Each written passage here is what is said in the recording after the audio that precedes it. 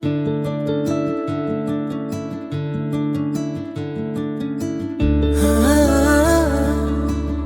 நாள் தெனாலிராமன் அரண்மனை தோட்டத்தில் இருந்த கத்திரிக்காவை பார்த்துட்டு அதை சாப்பிடணும் அப்படின்னு ஆசைப்பட்டானா. ஒரு நாள் யாருக்கும் தெரியாம கத்திரிக்காவை பறிச்சுட்டு வந்து அவங்க மனைவி கிட்ட கொடுத்தாராம். அவங்க மனைவியும் சமைச்சு முடிச்சுட்டு சாப்பிட்றதுக்காக கூப்பிட்டாங்களாம். அப்போ தெனாலிராமன் திண்ணையில படுத்துட்டு இருந்த அவன் மகன் மேல தண்ணீரை தெளிச்சு, எந்திரிப்பா, வெளில மழை பெய்யுது, உள்ள வந்து சாப்பிட்டுட்டு படுத்துக்கோ அப்படின்னு சொன்னாராம்.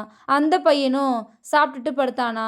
அடுத்த நாள் அரண்மனையில இவர் கத்திரிக்காய் பறிச்ச விஷயம் தெரிஞ்சு, அரசர், நீ தான் கத்திரிக்காய் பறிச்சியா அப்படின்னு இவரை பார்த்து கேட்டாரா.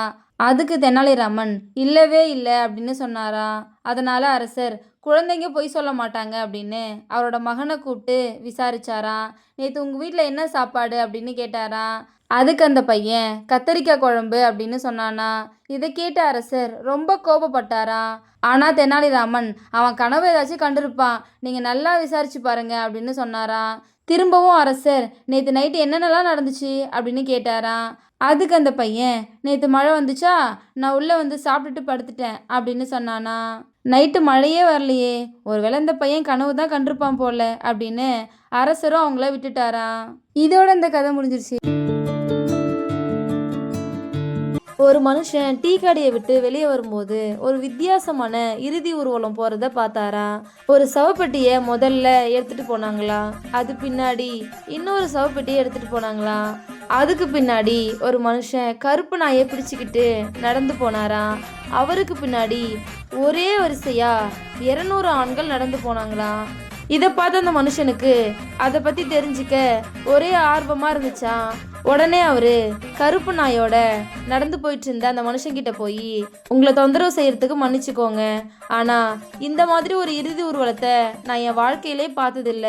எல்லாருமே ஒரே வரிசையா உங்க பின்னாடியே வராங்களே, இது யாரோட இறுதி ஊர்வலம் அப்படின்னு கேட்டாராம்.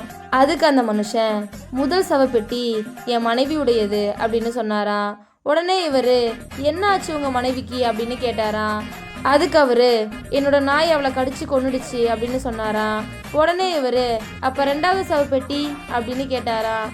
அதுக்கு அவரு, அது என்னோட மாமியாருடையது, அவங்க என் மனைவியை காப்பாற்ற முயற்சி பண்ணும்போது அவங்களையும் கொன்னுடுச்சு அப்படின்னு சொன்னாராம்.